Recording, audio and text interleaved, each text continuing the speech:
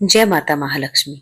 माता महालक्ष्मी की कृपा सदैव सदैव आप और आपके परिवार पर हमेशा बनी रहे। दोस्तों, आज की इस वीडियो में मैं आपको बताने वाली हूँ बहुत ही महत्वपूर्ण बातें जो कि मार्गशीर्ष माह के यानी अगहन के गुरुवार से जुड़ी हुई हैं।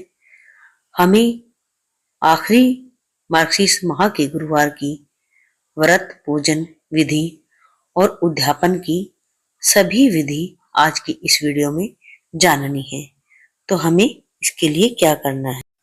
अगर व्रत किए हैं तो चौकी कब हटाएं, हम विसर्जन कब करें और चौकी पर रखे गए पूरे सामान का हम क्या करें, क्या भोग बनाएं, कैसे उद्यापन करना है, संपूर्ण जानकारी के लिए आपको वीडियो को पूरा देखना होगा। देखिए, अगर आपने अघन मास के गुरुवार के व्रत किए हैं या नहीं भी किए हैं तो भी कोई बात नहीं। अगर किए हैं तो बहुत ही अच्छी बात है।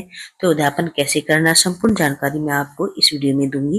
किस तरह से हमने अपनी यथाशक्ति के अनुसार उद्यापन करना है। अगर आपने व्रत नहीं किए हैं तो उसके लिए भी एक उपाय है। आप आखिरी गुरुवार के दिन किस तरह से माता महालक्ष्मी की कृपा पाने के लिए पूजा कर सकते हैं। तो वीडियो में अंत तक जरूर बने रहें। देखिए, मार्गशीर्ष का महीना बहुत ही महत्वपूर्ण होता है। यह महीना माता महालक्ष्मी को समर्पित होता है। इस महीने में माता महालक्ष्मी की पूजा की जाती है क्योंकि भक्तों ने प्रार्थना की थी माता महालक्ष्मी से।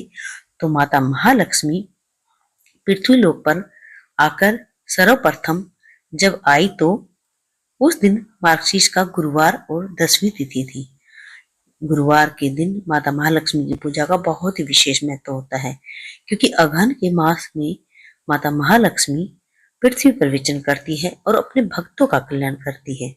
साउथ इंडिया में तो सबसे ज्यादा ये पूजन होता है और हर घर में सुबह जल्दी उठकर रंगोली बनाई जाती है, तोरण सजाए जाते हैं, दीपक लगाकर घर को सजाया जाता है। यानी हर घर में बहुत ही धूमधाम से इस पूजा को किया जाता है। अगहन महीने में पड़ने वाले गुरुवार को महालक्ष्मी की बहुत विशेष पूजा की जाती है और माता महालक्ष्मी की पूजा करके माता महालक्ष्मी से प्रार्थना की जाती है, हे माता महालक्ष्मी, आप स्थायी रूप से कृपा करके हमारे घर में वास करें।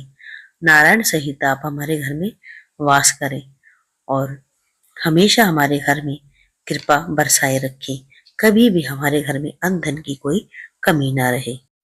और जिस घर में माता महालक्ष्मी के आगमन की पूरी तैयारी की जाती है, यानी रंगोली बनाई जाती है, द्वार सजाया जाता है और लक्ष्मी कलश सजाया जाता है, दीपक जलाया जाता है, दहलीज पूजन किया जाता है, उस घर में माता महालक्ष्मी का सदैव वास रहता है और उस घर को माता महालक्ष्मी कभी नहीं छोड़ती।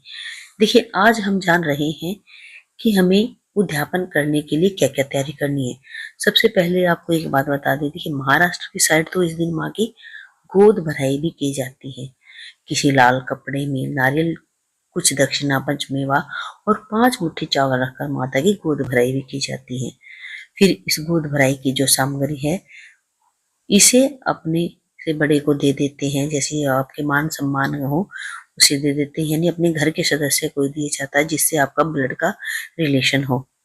अपनी बेटी को दें या अपनी बहू को दे सकते हैं क्योंकि इस सामग्री को हम बाहर नहीं दे सकते। इस बात का आपको ध्यान रखना है।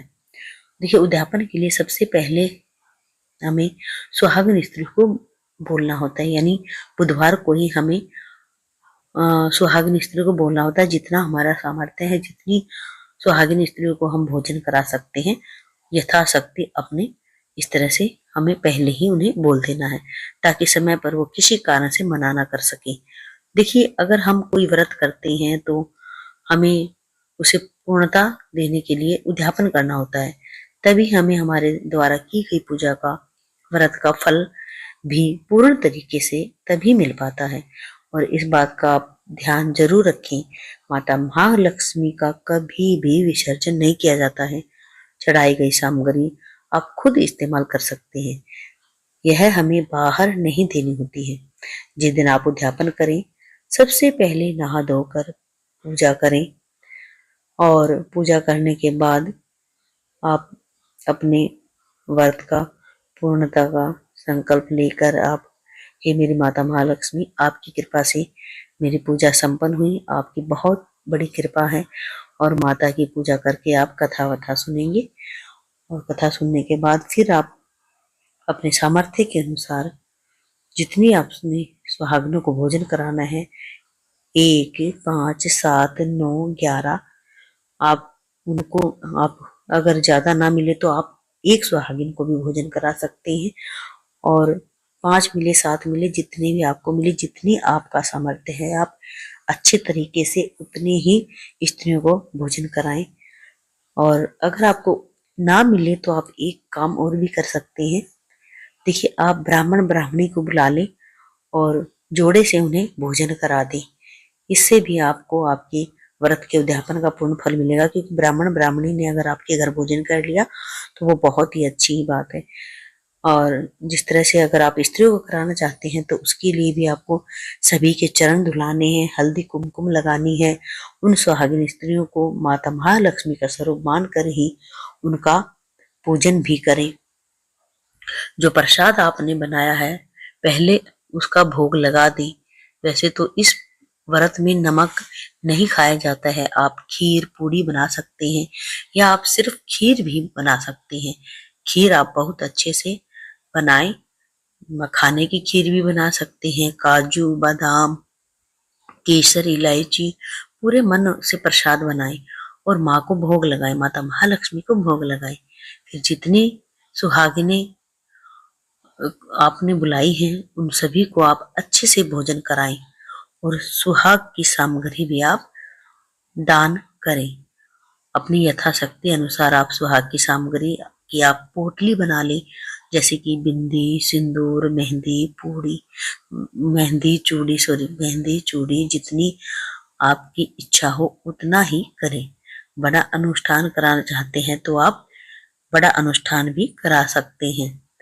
और किसी कारण अगर आप बड़ा अनुष्ठान नहीं करवा सकते हैं तो आप स्वयं भी इस पूजा को कर सकते हैं। जैसे हमने बताया है, आप खुद भी बताए गए तरीके से पूजा पाठ करके इस विधि से आप अपने उद्यापन को पूर्ण कर सकते हैं। लेकिन आप इस बात का ध्यान रखें कि जब आप उद्यापन करें उस दिन आपको नमक का भोजन नहीं करना है। अगर आपने नमक का भोजन किया है एक समय तो आप कर सकते हैं, लेकिन कोशिश ये रहती कि इस व्रत में नमक नहीं खाया जाता है। इस व्रत में नमक निषेध होता है। लेकिन किसी कारण से अगर आपको बीपी की प्रॉब्लम है तो नमक आप एक समय ले सकते हैं। अगर आपने नमक से व्रत किया है तो आप नमक का भोजन कर सकते हैं। और माता महालक्ष्मी को वैसे तो मीठा ही पसंद है, माता महालक्ष्मी को तो खीर पसंद है।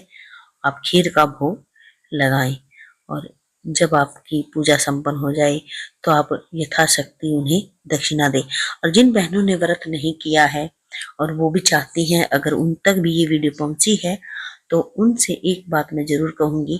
देखिए, अगहन मास के गुरुवार के आखिरी दिन अगर आपके पास यह वीडियो पहुंची है तो ये माता महालक्ष्मी की बहुत बड़ी कृपा है, क्योंकि माता महालक्ष्मी की कृपा से ही आपके पास यह वीडियो पहुंची है।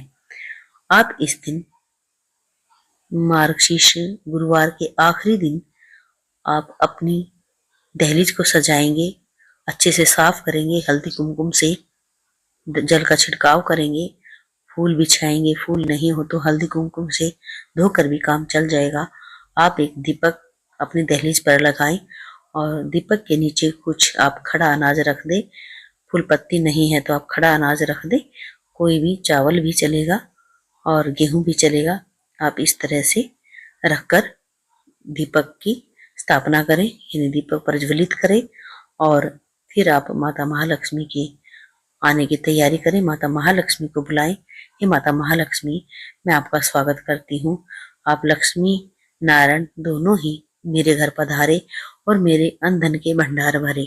इस तरह से माता महालक्ष्मी की कृपा आप पर जरूर होगी और माता महालक्ष्मी आपकी मनोकामना जरूर पूर्ण करेगी।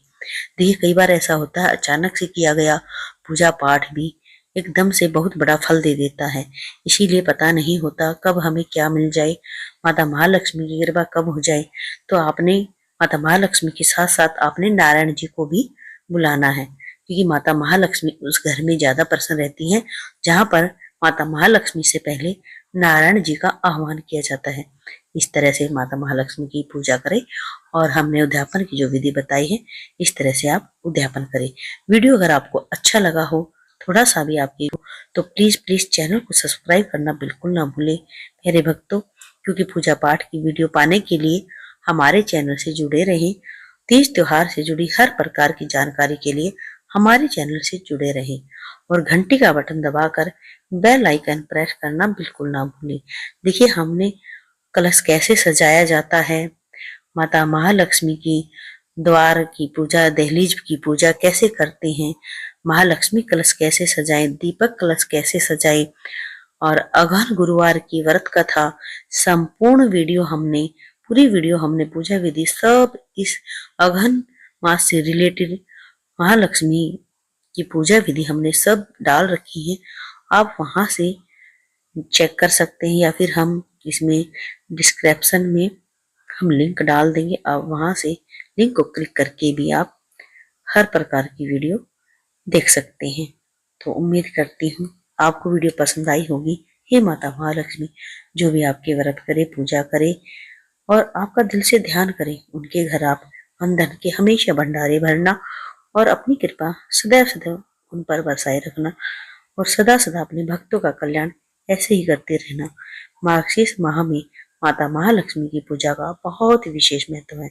आप सभी को भी पुण्य फल की प्राप्ति हो। जय माता महालक्ष्मी, जय लक्ष्मी नारायण भगवान।